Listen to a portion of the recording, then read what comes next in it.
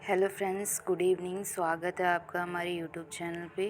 और आज हम लोग डिस्कस करने वाले हैं कि नॉर्सेट 2021 का जो एग्ज़ाम होने वाला है 20 नवंबर को, और जिसका फॉर्म अभी स्टार्ट हो चुका है।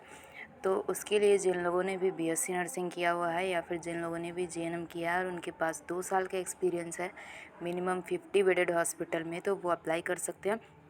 और जैसा कि आपको पता है कि आपके पास सिर्फ़ और सिर्फ 30 डेज़ का टाइम है, तो मैंने 30 डेज़ टाइमिंग के लिए पूरे सिलेबस का एक टाइम टेबल बना रखा है कि कितने दिन आपको क्या चीज़ें पढ़नी है ताकि आप एग्ज़ाम में अपना बेस्ट कर पाएँ। और नॉर्सेट 2020 एग्ज़ाम जो था उसको मैंने क्वालिफ़ाई किया, तो मुझे पता है कि जो एग्ज़ाम का पैटर्न कैसा रहने वाला है। और उसी हिसाब से आप कितने टाइम में क्या-क्या आप तैयारी करो जिससे कि आपका सिलेक्शन 100% हो सके। तो इसके लिए मैंने एक टाइम टेबल बना रखा है जिसमें आप देख सकते हो कि पूरे के पूरे जितने भी सिलेबस हैं, जितना भी टॉपिक है, उसके अकॉर्डिंग मैंने डे डिवाइड किया हुआ है कि कितने दिन आप कौन सा सिलेबस पढ़ो जिससे कि आपका पूरा का पूरा पोर्शन कवर हो जाए। तो सबसे पहले हम डिस्कस करते हैं कि जो नॉर्सेट का सिलेबस रहने वाला है वो रहने वाला है। ये सबसे बहुत अच्छा सिलेबस रहता है नर्सिंग स्टूडेंट के लिए, क्योंकि इसमें मोस्ट ऑफ क्वेश्चन क्या होते हैं, नर्सिंग के होते हैं। तो टोटल आपका जो क्वेश्चन पेपर होने वाला है 200 क्वेश्चंस का।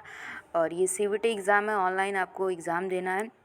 और इसके लिए आपको 3 घंटे दिए जाएंगे जिसमें आपको नर्सिंग के 180 क्वेश्चन होंगे। ये बहुत अच्छी बात है कि नर्सिंग के क्वेश्चन 180 है, क्योंकि अदर एग्ज़ाम में जैसे आपने यूपी का एग्ज़ाम दिया होगा तो उसमें हिंदी वगैरह भी आ जाते हैं। तो ये इसमें आपको कोई टेंशन नहीं है। नॉर्सेट का एग्ज़ाम है, पूरा नर्सिंग के क्वेश्चन आने वाले हैं। और जिसमें 20 क्वेश्चन जो रहेंगे आपके रीजनिंग, जीके और एप्टीट्यूड से होंगे, जो कि बहुत ही ज़्यादा बेसिक लेवल के होंगे। अगर आप नहीं भी पढ़ते हो तब भी आप उसके क्वेश्चन आप 15 से 18 क्वेश्चन सॉल्व कर सकते हो।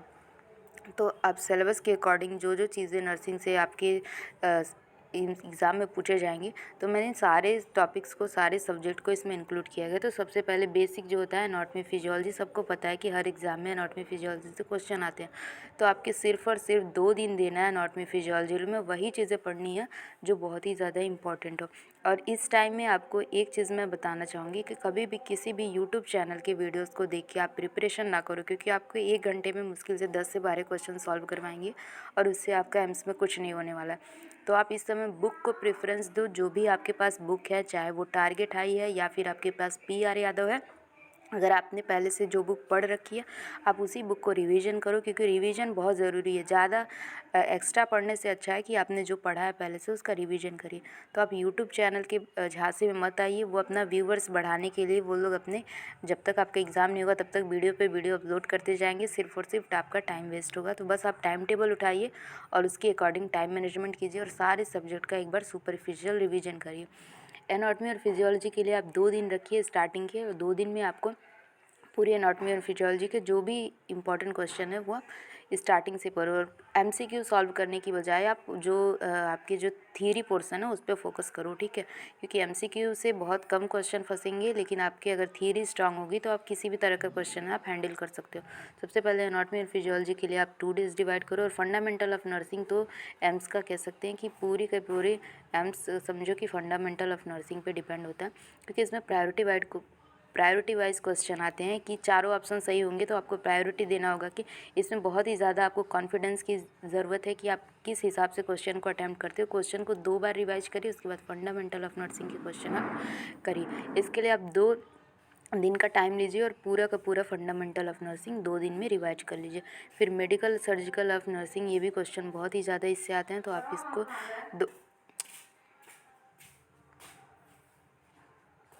इसमें आपको मिनिमम 2 डेज़ का टाइम देना है। किसमें, मेडिकल सर्जिकल आप नर्सिंग में आपको 2 दिन का टाइम देना, और डिटेल में नहीं पढ़ना है, सिर्फ और सिर्फ सुपरफिशियल पढ़ना है, जिसमें आपको इंपॉर्टेंट साइन वगैरह पढ़ने हैं। इंपॉर्टेंट चीज़ें ही आपको मेडिकल सर्जिकल में पढ़नी है, जिसके लिए आपको 2 डेज़ का टाइम देना।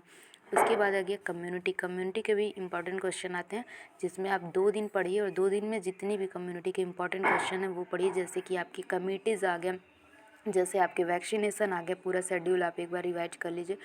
फिर जैसे इंसिडेंस, प्रीवेलेंस, ये सब क्या होता है, ये सब चीज़ें बहुत ही बार आती हैं। तो कम्युनिटी के आप 2 दिन टाइम दीजिए कम्युनिटी पढ़ने के लिए, और सुपरफिशियल चीज़ें पढ़िए, डीपली आपको कुछ नहीं पढ़ना है, क्योंकि आपके पास टाइम बहुत कम है और सारा सिलेबस आपको टच करके चलना है।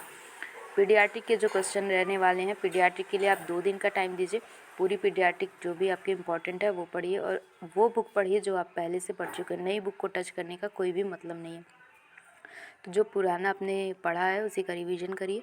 और ओबीजी के लिए आप 2 दिन टाइम दीजिए, क्योंकि मोस्टली जो पेपर होते हैं इन्हीं टॉपिक से ज़्यादातर क्वेश्चन पूछे जाते हैं, चाहे वो इमेज बेस्ड हो, चाहे वो आपके एमसीक्यूज़ हो।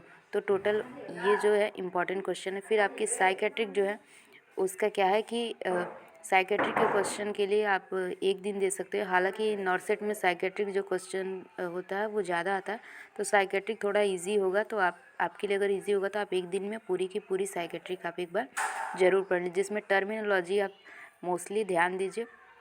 अब देखो फार्माकोलॉजी आप 1 दिन का टाइम दे दीजिए, क्योंकि फार्माकोलॉजी से भी 2 से 3 क्वेश्चन आते ही रहते हैं।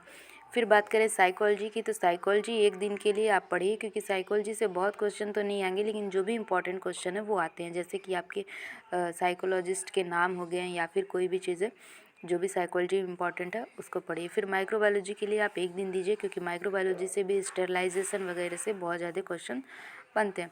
फिर उसके बाद सोशियोलॉजी की बात करें तो सोशियोलॉजी के लिए आप 1 दिन सफिशिएंट है, क्योंकि सोशियोलॉजी बहुत इंपॉर्टेंट नहीं है, थोड़े बहुत क्वेश्चन सोशियोलॉजी से भी आते हैं। फिर आया आपका बायोकेमिस्ट्री और न्यूट्रिशन, तो इससे भी बहुत ज़्यादा क्वेश्चन आते हैं, जैसे विटामिन्स के बारे में, विटामिन से क्वेश्चंस आते हैं।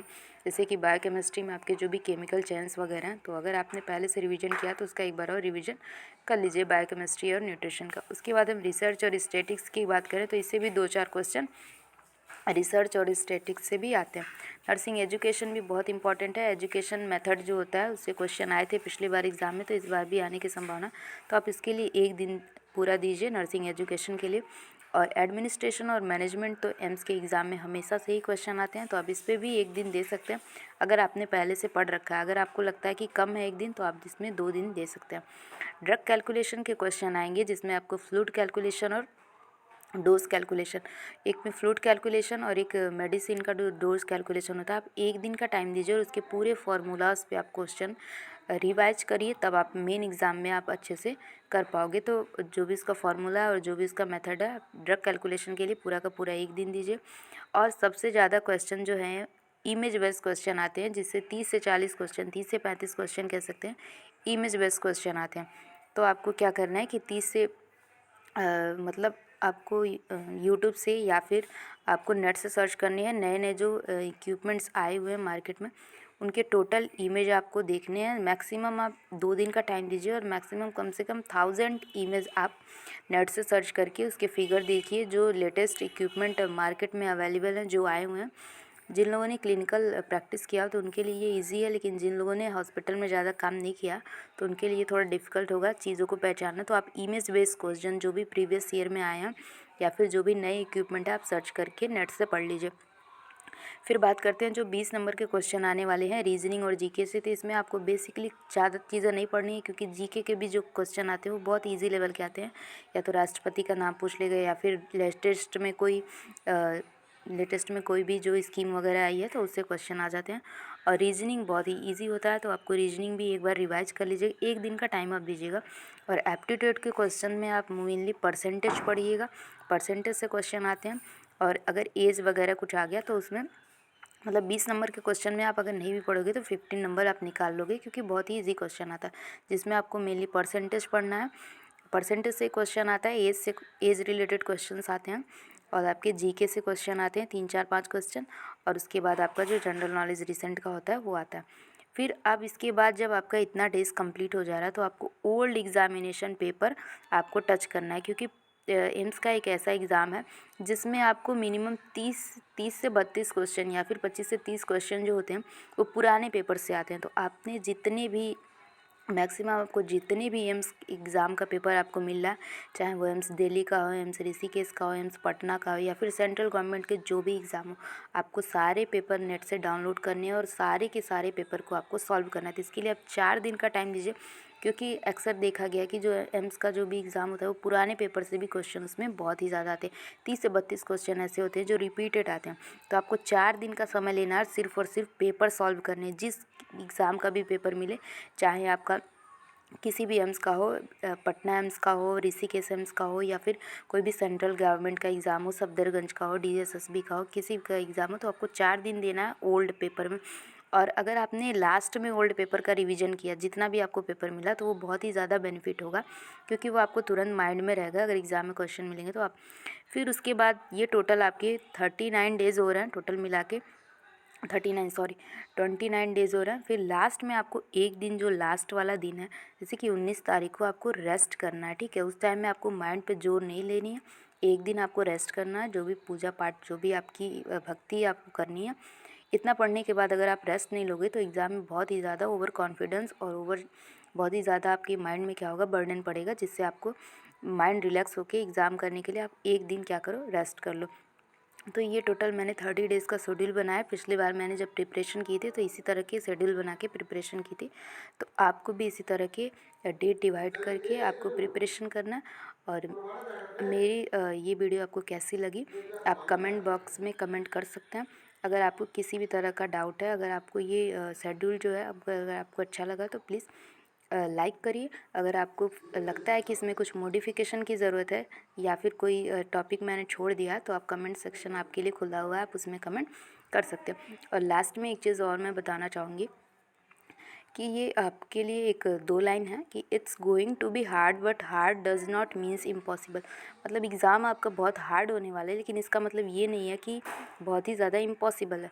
मतलब कि हार्ड तो है लेकिन पॉसिबल है कि आप इसको क्वालिफ़ाई कर पाओ।